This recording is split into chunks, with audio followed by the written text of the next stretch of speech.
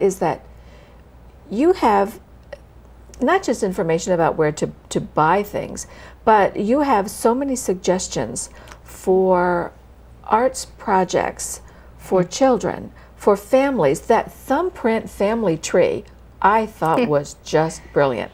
And you have solid information. I mean, we were talking a little while ago about licensing.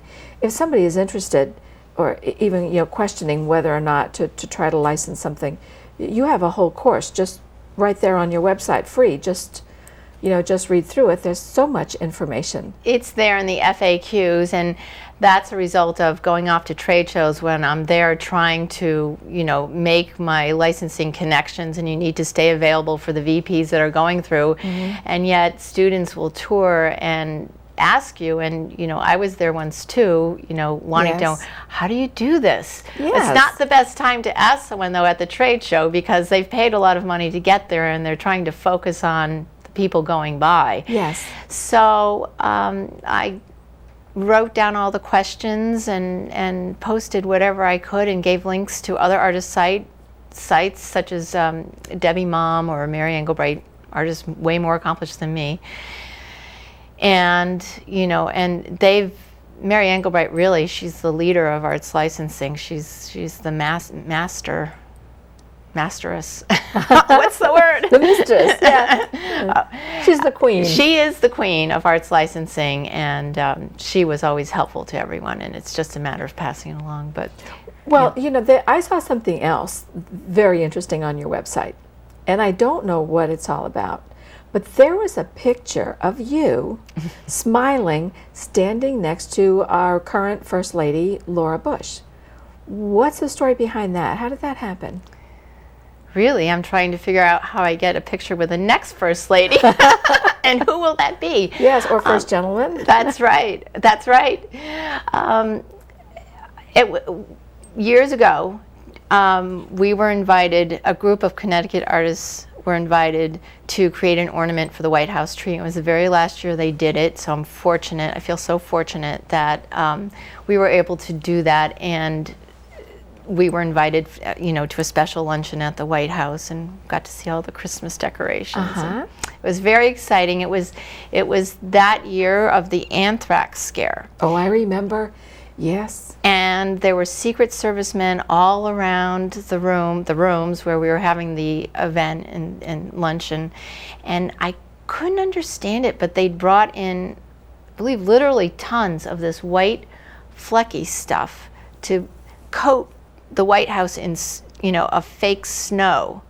And I just thought that was so ironic. And actually, many of our ornaments were lost en route because of that one post office, and we don't really know what happened to some of those ornaments. Oh, what a shame. The crowning, it was just so thrilling to go to the White House and tour the famous paintings, and imagine people who had walked there before us. And most of all, Laura Bush is a gem. She's just beautiful inside and out, and so gracious. That was a thrill. So when I think of stuff like that, you have a little something here you can show us, since we are in the months or the year of an election. What have you got here? This is Uncle Sam. This is my little mascot here of patriotism. And I had designed him, and he was released through Silvestri in the days before 9/11. And when 9/11 happened, it was just like a coincidence. And the good side of that story is that when I was at the trade shows, people came to me and who own mom and pop gift stores and said, "Karen, thank goodness for your pieces, because we've been selling them. They helped us keep our doors open. We're putting our kids through college." Goodness. And as commercial as it is to license your work, there are good aspects in it, whether it's helping the artists gain health care insurance, which I never had, to trying to keep these mom and pops who struggle against, you know, the incredible product that a store like Target can offer. You know, those were heartwarming days. Absolutely. Tell me something. What was the first piece, the first whimsical piece you created? That piece, that goes back to my creative arts workshop days, and I was teaching, and there were these 3 kids in one of my arts classes, and their moms teamed together.